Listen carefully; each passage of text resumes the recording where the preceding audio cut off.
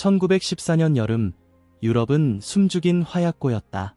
전선은 아직 조용했지만 공기는 긴장으로 팽팽했다.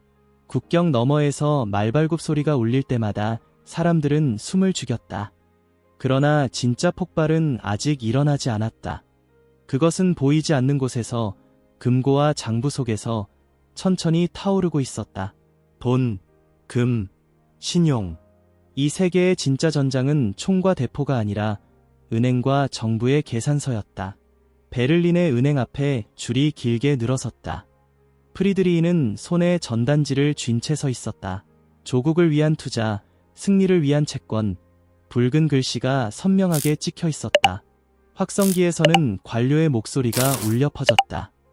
국민 여러분, 우리의 전사들이 전선에서 싸우고 있습니다. 여러분의 돈이 총알이 되고 방패가 됩니다. 사람들은 환호했고 그 열기 속에서 프리드리히는 조용히 숨을 내쉬었다. 시전 등록원, 소개 정복 타수선지. 당신도 사야 해요. 아내 마르타가 전날 밤 말했다. 이건 애국이에요. 애국. 프리드리히는 중얼거렸다. 이건 빚이야, 마르타. 금이 아닌 약속일 뿐이라고. 모두가 하는데 당신만 빠질 순 없잖아요. 그 말에 그는 아무 대답도 하지 못했다. 결국 그는 오늘 여기 서 있었다. 그리고 그의 차례가 되자 주머니에서 결혼 반지를 꺼내 창구에 올려놓았다. 런던에서는 아서가 신문을 접으며 말했다. 또 국채를 산대. 이번엔 더 오래 걸릴지도 몰라. 부엌에서 엘리자베스가 고개를 들었다. 이 전쟁 정말 곧 끝날까? 아서가 한숨을 쉬었다. 재무부는 크리스마스 전에 끝난다 했지. 하지만 매일 금이 빠져나가고 있어. 금이 말라버리면 우리 돈은 그저 종이야. 그 말이 채 끝나기도 전에 그는 우편함을 열었다. 정부에서 보낸 전단지 한 장, 왕과 나라를 위해 영국 채권을 사십시오. 활자가 그의 마음속에 깊이 박혔다. 파리의 은행 창구에서는 에밀리가 고객에게 웃으며 말했다. 이건 단순한 채권이 아니에요. 조국의 방패예요. 그리고 이자도 나옵니다. 고객은 망설였다. 금으로 보장되나요? 에밀리는 잠시 멈췄다. 국가가 보장합니다. 그 대답이 입에서 나오는 순간 그녀는 스스로의 목소리가 얼마나 허약하게 들렸는지 느꼈다. 1914년의 금융질서는 근본이제라는 단단한 기둥 위에 세워져 있었다. 그러나 총성이 울리자마자 그 기둥은 흔들리기 시작했다. 전쟁은 돈을 빨아들이는 괴물이었고 금은 그 괴물의 허기를 채우기에 턱없이 부족했다. 독일은 하루에 1000만 마르크를, 영국은 하루에 250만 파운드를 소모하고 있었다. 금은 바닥을 드러냈다. 각국은 결국 금 교환을 일시 정지한다는 이름 아래 근본이제를 포기했다. 그리고 그것은 결코 다시 돌아오지 않았다. 베를린 재무부의 밀실. 장관이 조용히 말했다. 금은 끝났소. 남은 건 믿음뿐이요. 재무관 샤우트가 고개를 끄덕였다. 그렇다면 믿음을 만들어야겠죠. 그날 밤부터 독일 전역에는 채권 포스터가 붙기 시작했다.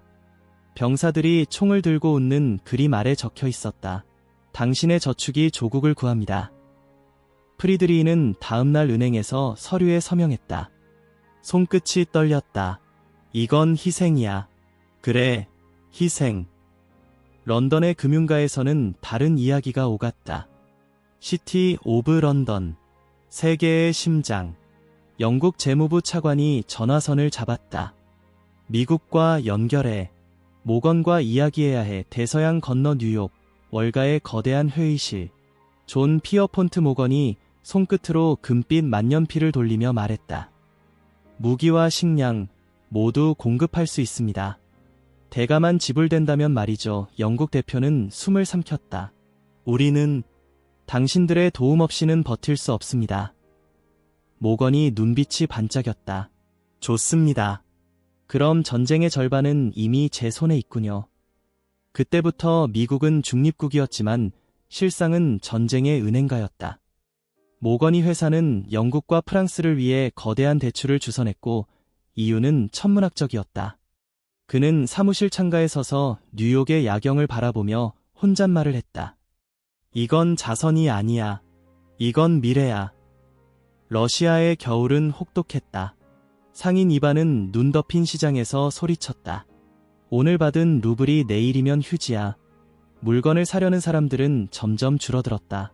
전선은 패배했고 물가는 치솟았다. 그는 신문을 찢어버렸다. 차르든 혁명이든 상관없어. 배고픈 건 똑같아. 그의 분노는 곧 거리의 불길이 되었다. 러시아의 붕괴는 경제의 붕괴와 함께 찾아왔다. 겨울밤, 프리드리히는 전선의 참호 속에서 편지를 썼다. 마르타, 나는 아직 살아있어. 눈이 많이 와. 동료들은 내일 새벽 공격을 준비하고 있어. 채권은 꼭 지켜. 전쟁이 끝나면 나라가 갚을 거야. 우리 아들의 미래를 위해서라도. 그는 손을 떨며 편지를 접었다. 밖에서는 포성이 멀리서 울려 퍼졌다. 눈이 내렸고 그의 발밑에 흩어진 흙과 피 위로 하얀 입자가 쌓였다. 그 순간 그가 믿은 국가의 약속도 조용히 묻히고 있었다. 베를린, 런던, 파리, 모스크바 모두 같은 이야기였다. 총이 울리기 전에 금이 먼저 죽었다. 그리고 그것이야말로 진짜 전쟁의 시작이었다. 1918년 11월 총성이 멈췄다. 유럽 전역에 조용한 안도감이 퍼졌지만 진짜 싸움은 이제 시작이었다. 총알이 멈춘 자리에 숫자들이 들어섰고 전쟁터는 참호에서 장부로 옮겨갔다. 피로 얼룩진 유럽은 이제 숫자와 서명으로 다시 조각나고 있었다. 프랑스 콩피에뉴 숲, 협정 열차 안 연합국 대표단이 조용히 문서를 넘기고 있었다. 그러나 베르사유에서 쓰인 잉크는 단지 외교적 합의가 아니었다. 그것은 금융의 족쇄였다. 독일은 무릎 꿇었고 새로운 전쟁, 빚의 전쟁이 시작됐다. 1320여금 마르크 협정문을 읽던 독일 대표가 말을 잇지 못했다. 이건 갚을 수 없습니다. 프랑스의 클레망소가 냉정하게 말했다. 그건 당신들이 우리의 도시를 불태운 대가요. 영국 대표는 말없이 시계를 바라보았다. 그조차도 이 액수가 현실과 동떨어졌다는 걸 알고 있었다. 하지만 정치적으로 약탈은 합법이 되었고 경제는 그 명분 아래 짓눌리기 시작했다. 프리드리히는 전쟁에서 살아 돌아왔지만 집으로 돌아왔을 땐 모든 것이 사라져 있었다. 마르타는 더 이상 웃지 않았고 베를린의 거리는 굶주림과 절망으로 가득 찼다. 내가 투자한 채권은 어디 있지? 그는 금고를 뒤졌다. 마르타는 고개를 돌렸다. 쓸모없어. 은행이 말하길 이제 아무 가치 없대. 그는 멍하니 서 있었다. 전쟁 중 내내 그가 쥐고 있었던 희망의 증서. 그건 이제 벽난로 뗄감만도 못했다. 마르타는 속삭였다. 당신만 그런 게 아니야. 프리드리히. 모두가 잃었어. 그러나 그것은 단순한 손실이 아니었다. 그것은 정체성의 파괴였다. 거리에는 분노가 넘쳐났다.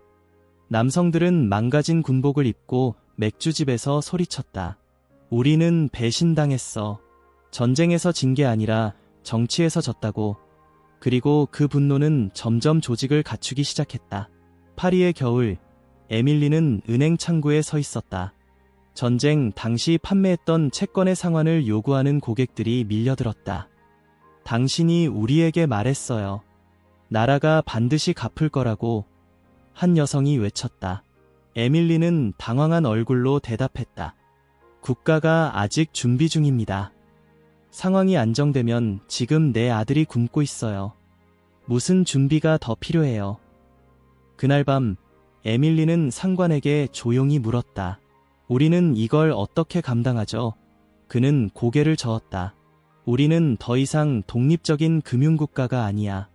미국 없이는 못 버텨. 그 말대로 프랑스는 미국으로부터 또 다른 대출을 받기 위해 협상 테이블로 향했다. 그리고 그 신용의 끝은 알 수 없었다.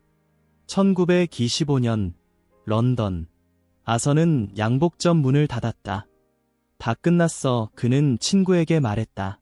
왕실이 다시 근본이제를 도입했는데 파운드 가치를 전쟁 전 수준으로 되돌렸다고. 친구는 고개를 갸웃했다. 그게 왜 문제야? 그건 마치 부러진 뼈를 맞추지 않고 깁스만 하는 거야. 경제가 망가졌는데 마치 아무 일도 없던 것처럼 행동하는 거지. 실제로 영국은 전쟁 후 급격한 경기 침체에 빠졌다. 실업률이 치솟고 공장 문이 닫혔다. 근본이제 복권은 영광의 회복이라 불렸지만 서민들에겐 곧장 고통이었다. 아선은 식탁 앞에서 빵을 자르며 말했다. 엘리자베스, 우리 아들 학교 그만둬야겠어. 등록금이 너무 올라 그녀는 묵묵히 빵 부스러기를 손으로 모았다. 그럼 다시 시작해야겠지. 한편 대서양 건너편에서 월스트리트는 유럽의 위기를 기회로 삼았다. 모건은 이제 단순한 은행가가 아니라 세계 자금의 분배자였다. 독일이 프랑스에 배상금을 지급할 수 있도록 대출해줍니다. 프랑스는 그 돈으로 영국에 갚고 영국은 다시 우리에게 이자를 지급하죠. 회의실에 앉은 젊은 분석가가 조심스럽게 말했다. 그게 돌고 도는 돈이잖아요. 실제 생산은 없는데요. 모건은 웃으며 말했다. 안정감이 있잖아요. 표면적으로는. 이른바 도스플랜, 영플랜이라 불린 이 금융구조는 실상 거대한 회전 목마였다. 돈은 만들어진 게 아니라 같은 돈이 돌고 있었다. 그 구조는 1929년까지 유지됐고 이후 시장이 흔들리자 순식간에 붕괴했다. 이반은 모스크바 외곽의 허름한 농장에서 라디오를 듣고 있었다. 뉴욕 주식 시장 붕괴, 전 세계 금융 충격. 그는 혼잣말했다. 결국 그렇게 되는군. 시작이 그랬듯이 끝도 같구먼. 그는 기억했다. 혁명이 오기 전 마을 사람들이 루브를 종이처럼 태우던 그 밤을. 돈이 진짜냐고?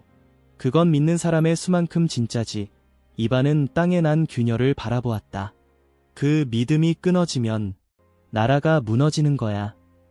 1929년 세계는 다시 한번 경제적 전쟁의 함정에 빠져들었다. 그러나 누구도 그것이 1914년에 시작되었음을 말하지 않았다. 그들은 새로운 언어로 같은 계획을 반복했고 같은 희생을 요구했다. 프리드리히는 다시 일자리를 구하고 있었고 에밀리는 채권 사기 혐의로 고발당할 뻔했다. 아선은 연금을 줄였고 이반은 감자를 키우며 살았다. 그들은 모두 같은 진실을 알고 있었다. 그 진실은 이렇다. 정부는 항상 방법을 찾아낸다. 전쟁을 위한 자금, 이기를 위한 대출, 거짓 희망을 위한 선전. 그리고 대가는 늘 똑같다. 세금, 인플레이션, 그리고 당신의 저축, 견 등록망, 진, 선, 직, 내용.